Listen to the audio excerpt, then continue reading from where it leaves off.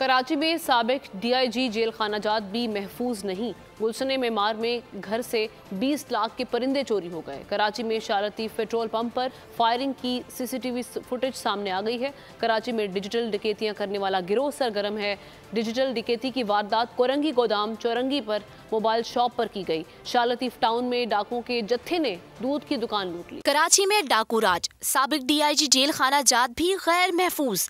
गुलशन मेमार में साबिक DIG jail खाना जात के घर की छत से मुल्जिमान 20 लाख रुपए से जायद मालियत के परिंदे चोरी कर ले गए। उधर शाह लतीफ में पेट्रोल पंप पर फायरिंग से कैशियर के जख्मी होने का वाकया पुलिस ने टारगेट किलिंग का शाखसाना करार दे दिया। फायरिंग के वाकये की CCTV फुटेज भी सामने आ गई। शाह लतीफ टाउन में ही डाकुओं के जत्थे ने दूध की दुकान लूट ली। वारदात के दौरान डाकुओं ने फायरिंग की, दुकान से 4 लाख रुपए और मोबाइल फोन लूट कर फरार हो गए। मुतासिरा दुकानदार का कहना है कि पुलिस मुकदमा दर्ज करने में ताउन नहीं कर रही। थाना शालतीफ में तो मैं 2-3 चक्कर लगा चुका हूँ। कभी बोलते हैं दरखास्त टाइप कराओ, कभी बोलते हैं बिजली नहीं है, कभी ये है, कभी साहब नहीं है।